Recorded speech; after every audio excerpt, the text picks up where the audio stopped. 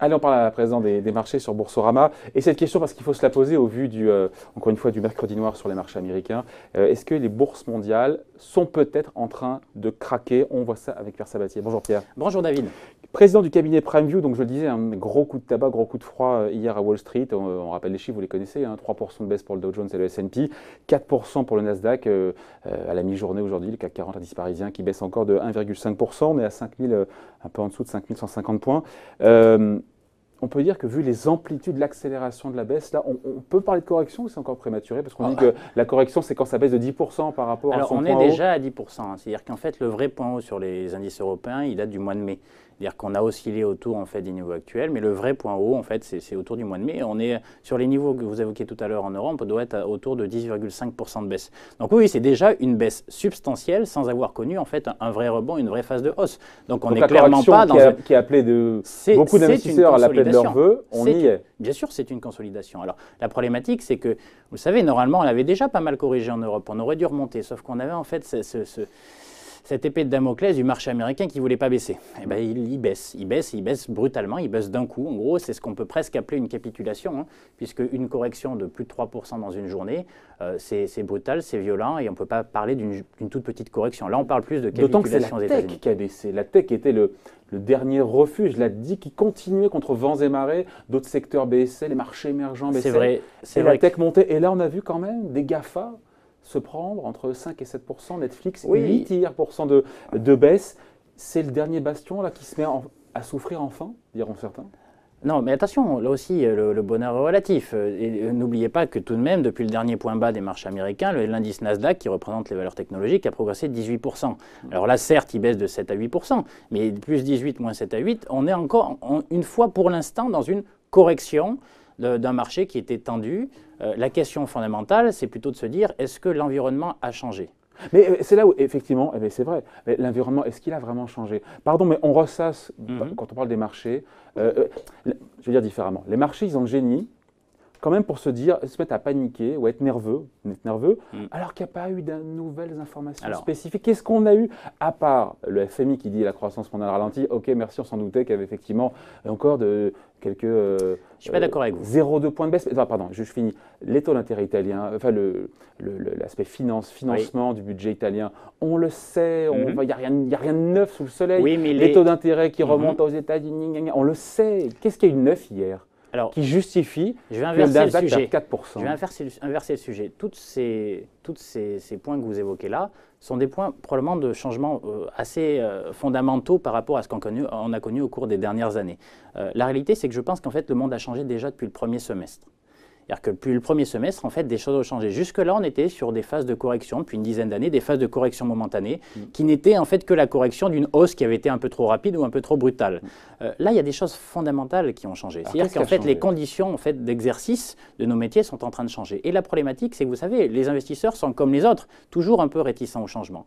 Jusque-là, ils avaient des pratiques, ils construisaient leur stratégie patrimoniale ou d'investissement sur la base en fait de règles du jeu qui avaient été dictées depuis une dizaine d'années, qui ne changeaient pas beaucoup. Dire que fait une croissance mondiale qui se reprenait tranquillement, des banques centrales qui étaient là avec le bazooka et qui inondaient de liquidités en fait les marchés, c'est ça qui change fondamentalement en fait au cours du premier semestre et qui doit nous faire. Oui, mais on le sait, mais sauf que le premier temps, lorsque vous avez une correction, vous dites quoi? Lorsque ça fait des années, en fait, vous pratiquez le métier et que vous voyez les choses évoluer. Vous dites, c'est un accident. Donc, j'attends que l'accident soit passé et je reproduis, en fait, les pratiques d'antan. Et c'est là, probablement, où il y a un changement fondamental. Il y a une vraie phase de transition où les investisseurs doivent se réinterroger quant à la manière dont ils ont investi jusque-là, quant à la manière dont ils se sont servis des actifs qui étaient les actions, les obligations, les actifs émergents jusque-là, parce qu'il y a quelque chose qui a changé fondamentalement, c'est le fait qu'aujourd'hui, les marchés ne sont plus portés par une liquidité surabondante, notamment en provenance des banques centrales.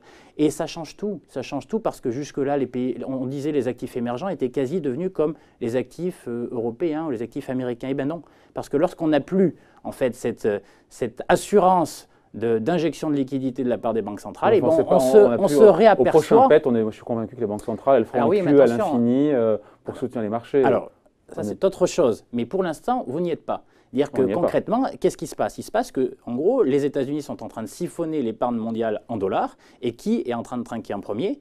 Les pays émergents. Premier point. Donc financièrement parlant, jusque-là, ils étaient alimentés par une épargne qui venait d'ailleurs. Aujourd'hui, ils l'ont plus. Ce qui fait que tous les actifs émergents corrigent. On vous disait, c'est pas que les actions, c'est tous les actifs émergents. Parce que les émergents, en gros, révèlent leur caractère plus fragile, voilà, moins certain en fait que les actifs des pays matures. C'est le premier point. Le deuxième point, c'est qu'en plus, c'est concomitant à une vraie interrogation quant au modèle économique de ces pays qui ont porté la croissance mondiale depuis 10 ans. Parce que Donald Trump, qu'on le veuille ou non, mais pas que Donald Trump d'ailleurs, même les votes politiques de l'ensemble des pays qui vont vers plutôt un monde qui est en train de se refermer, en tout cas, ou de remonter, rebâtir en fait des frontières ou des barrières, eh bien ça sème quand même le doute, au-delà des problématiques purement financières, de la pérennité d'un modèle économique qui était basé sur l'ouverture commerciale. Ouais. Et ça, concrètement, ce n'est là que depuis quelques mois. On en a parlé. Aujourd'hui, on va en voir les effets. Donc les yeux se dessinent, ça y est, les gens comprennent ce qu'on ressasse. Parce que le monde a probablement changé au cours du premier semestre 2018. Ce n'était pas un accident, c'est un changement de monde. C'est pas grave, hein. Ça ne veut pas dire que c'est la fin du monde. Ça veut dire simplement que ce qu'on était habitué à faire jusque-là en tant qu'investisseur, il va probablement falloir se réinterroger par rapport à cela.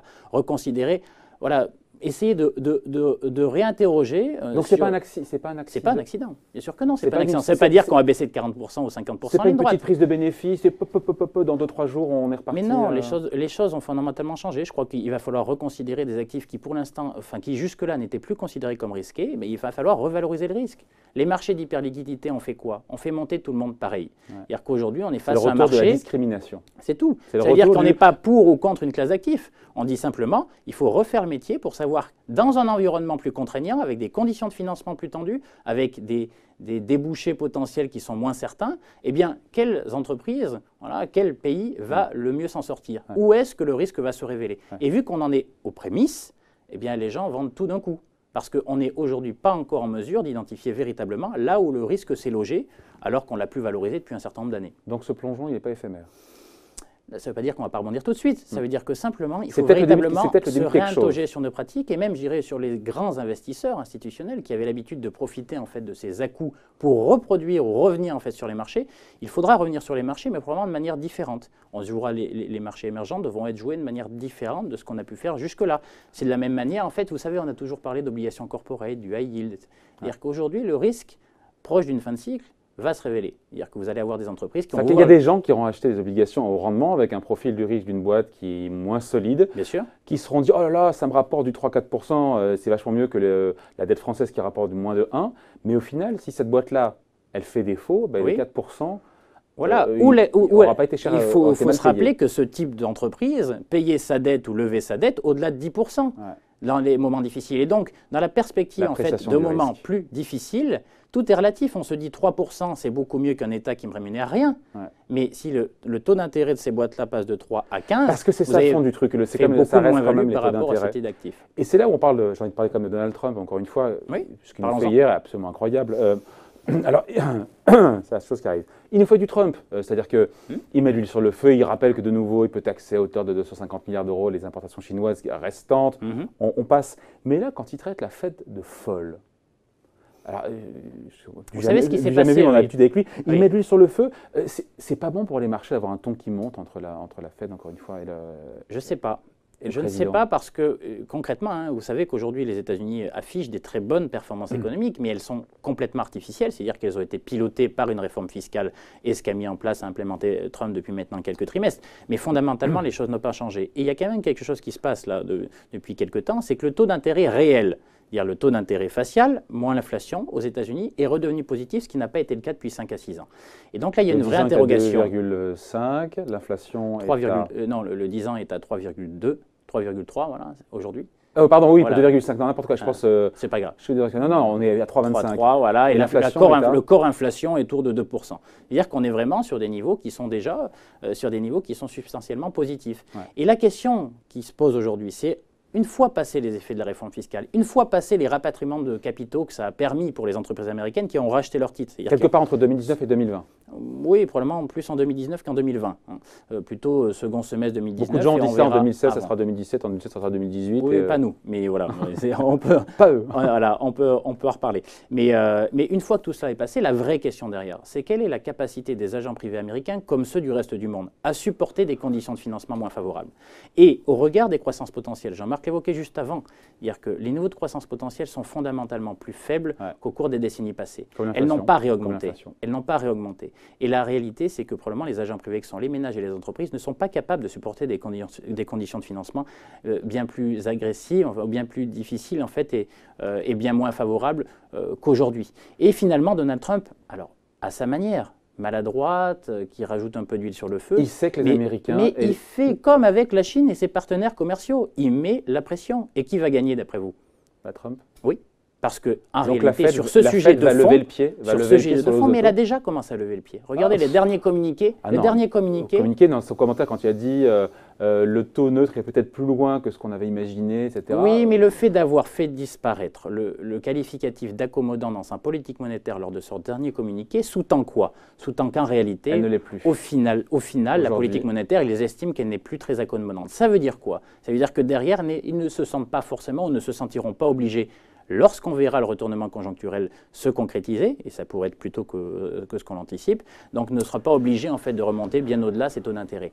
In fine, ça serait la meilleure des nouvelles pour les agents privés américains et pour les marchés américains. Donc dans le fond, Trump, il a raison, c'est-à-dire que cette peur d'une accélération des taux qui fait corriger le marché, et surtout qui, pour l'économie réelle, peut mettre en difficulté le marché immobilier, toutes celles et ceux qui ont de la dette, extrêmement fragile. Un vrai sujet. Bien sûr, mais Christine Lagarde ne dit pas autre chose. Dans un non, monde, elle dit avec Christine Lagarde que c'est normal que la Fed augmente ses taux vu le contexte économique américain. Oui, mais dans un monde dans lequel, en fait, qui a continué de s'endetter, puisqu'on parle souvent de dette publique, à la limite, la dette publique est un sous-problème. L'important, c'est la dette totale. Dans un monde qui a continué à s'endetter, le fait de voir les conditions de financement augmenter rend la soutenabilité de cette dette plus difficile. Alors, les États, c'est un sujet, mais le vrai problème, c'est celui des agents privés. Et c'est vraiment là où il faut s'interroger sur cette capacité qu'ont les agents privés à soutenir des conditions de financement moins favorables. Selon nous, Trump a raison de prévenir la Fed d'une erreur de politique monétaire qui se concrétiserait par une hausse des taux d'intérêt que les ménages américains ne seraient pas capables de supporter. Donc on boucle la boucle. Cette correction, parce qu'on parle de correction maintenant, on a fait les 10% de baisse par rapport au point haut. En Europe, pas aux États-Unis. En Europe, aux États-Unis, on a fait... on a fait à peu près 5%.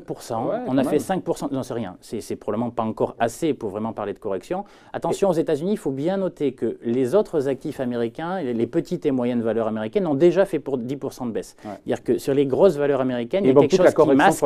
Il manque plus que la correction sur la tech. Et là, on a 8% déjà. On est à 7 à 8% de baisse par rapport en fait au dernier. Donc personne ne sait ça continue. En fait, on ne sait pas. On commente le passé, mais difficile de savoir. Non, mais ce qu'il faut avoir en tête, c'est quel environnement de marché. Si l'environnement de marché n'est plus directionnel, ça veut dire qu'il va falloir devenir tactique. C'est-à-dire que sur ces marchés-là, on ne pourra pas se dire « j'achète et j'attends ». J'achète la tech. Voilà, j'achète la tech, ça c'était un très bon pari. La problématique aujourd'hui, c'est que ce pari-là sera probablement moins certain. Il faudra acheter lorsque les conditions le réclameront et que les corrections étaient trop importantes par rapport aux fondamentaux, donc c'est pas fini. Mais aussi en fait les vendre. Moins 5% sur les États-Unis après le chemin qu'ils ont tracé, c'est probablement pas encore totalement terminé. Allez, merci pour ces commentaires et ce point de vue. Signé Pierre Sabatier, donc président du cabinet PrimeView. Merci. Merci David.